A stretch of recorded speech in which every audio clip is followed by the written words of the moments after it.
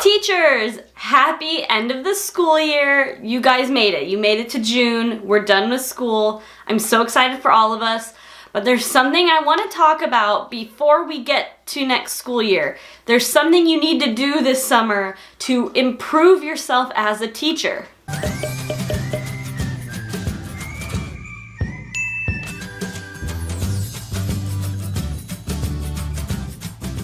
Okay, so before we start talking, I actually just got my hair cut and it's air drying and it's gonna look a little funky. So that's why we're going to put it up so I don't look terribly awful while I talk to all of you. All right, my fellow teachers, so before we get started, like I said, there's an improvement we need to do this summer. And when I say what it is, before you click away, don't, unless this truly doesn't apply to you. But there's gonna be a lot of you out there that are gonna go, I don't need this advice, I've got it handled, and click away. Don't do that. You're a teacher and talking to you from educator to educator. So what is it? What is stressing me out? So this is a big pet peeve of mine, and this is gonna make total sense if you know who I am and what my channel's about. But we need to take care of our class pets like 90% better than what most people are doing. Time and time again, teachers get class pets, but they don't do the research, or they just trust what the pet store's telling them, and they get enclosures that look like this, or this, and this one too. And what's going on is these are subpar conditions, guys. We cannot be keeping our pets like this, and they're class pets. And there's many reasons why this is like an issue with me. As a teacher, this bothers me because I know how the students see us. Many students, especially at the younger grades, like kinder to 8th, many students, even high school, I teach high school, guys, I teach high school. Students of all ages look up to their teachers. You are older, you are in front of them every day, you are a role model, you are a figurehead at the front of that classroom, and majority of your students are looking to you for advice. And you might not realize this because many students, particularly high school, middle school, they're not coming to you and saying, Mr., Mrs., whatever, how do you set up your bearded dragons tank? They don't ask that, and they don't ask you what you do with your pets at home. What they do is they observe. Students are very observant, and they look, if you bring a classroom pet into your room, they are seeing that. They may not realize that they're maybe looking at it for the care and all that, but they see that pet and they're seeing how it's being cared for. As a person who is leading future adults, these kids are learning from you. And if you are caring for your pets in subpar conditions, if you are keeping a goldfish in a bowl on your desk, your students are seeing that. And some students are educated at home outside of the classroom and they know that's wrong. Whether you're doing it right or not, they'll recognize that's wrong. But majority of students, honestly, I found in personal experience, they don't have extensive experience with pets, and they're learning from you whatever you have. Many teachers keep like leopard geckos or bearded dragons or, guinea pigs. Some students don't have those at home.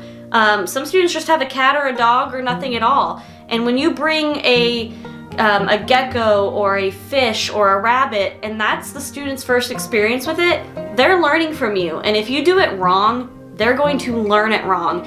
And this is one of the ways we can stop the cycle of poor pet care, because when students grow up and learn the correct way to do things, when they become adult, you're reaching 30 plus kids a day for the right reasons versus trying to convince a single adult at a time in the real world. As a teacher, you have huge influence, extremely big influence, and that's why I think it's so important to do things right. It's summertime, right? I just mentioned that. We're on summer break. You have 2 months, more or less, to do your research. I want you to look at the classroom pet you have, and I want you to do your research, and I know you know how to research because you're a teacher and like that's part of your job. So go online and actually find legitimate articles written by professionals, people who have been in the hobby a long time, who are accredited. Do not go to Petco, do not go to PetSmart and just ask the cashier there, what size tank do I need? They're not gonna know, and what they've been told is likely wrong. So I'm telling you, teacher to teacher, Research like I know you know how to research, and find legitimate articles. I just thought this would be a good time in the year, that now that you're decompressing and moving into the next couple months when you're preparing for August, think about your class pet. Your guinea pig, the cage you have for it, probably not big enough. Your leopard gecko, your bearded dragon, should not be on calcium sand. Your fish that you bought because it was cool, whether it's a beta, should not be in a bowl. Okay guys, let's change things, and I'm gonna show you some examples of cages, and while those examples roll, I'm gonna tell you some benefits of actually doing it the right way. Alright, so you're seeing these awesome cages, right? What are your first impressions?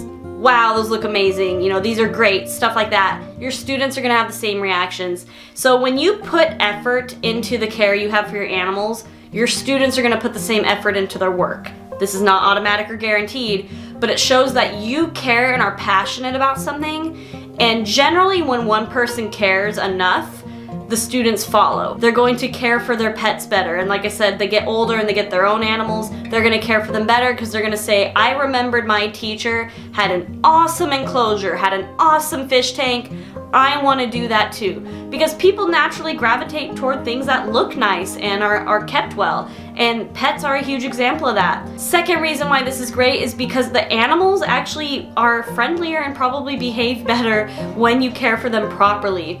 Animals that are given improper care get sick more often, which then usually makes them irritable, which is not good because if students are handling them, there's a risk that they can get injured.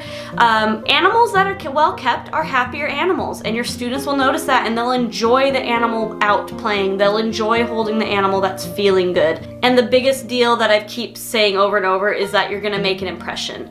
If you have the proper enclosure, your students see that and they're gonna follow suit, and that makes an impression. So I'm gonna keep this short. Teachers, we're busy, I know we are, but you get the gist of this. If anyone has any questions, please put them in the comments. I would love to make a longer video, maybe giving more examples or talking about more things. But like I said, I do have a couple teacher pet videos already, and I'll link those below if you wanna see what I have so far. But please, please, please, I beg you, improve your care. And if you're a student and you've made it this far and you're like, dang, I wish I could tell my teacher this, tell them, send this video to them. All teachers have emails. Every teacher ever has an email. Send your teacher an email with this video. Don't feel ashamed. I'm telling it to them. You don't have to feel ashamed like, oh, I don't want to bother them, or I don't want them to think I'm mad.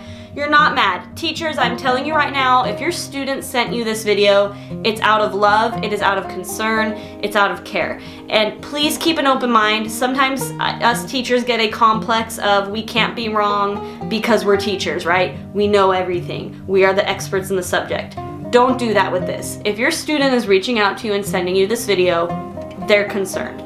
And they're trying to care for another living being. They're not doing anything terrible. They're actually doing things that are good. They're showing compassion. Listen to them and try doing research and seeing if you're actually doing things right. And again, if you have questions, I'm here.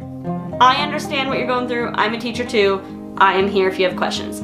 Thank you for listening. Whoever watched this video, teacher or not, if you want to see more pet stuff, animal stuff, I do post every Friday. I usually do educational pet stuff. Outside of the whole teacher thing. So if you like what you see, don't forget to subscribe, and I'll see you next week. Bye everyone!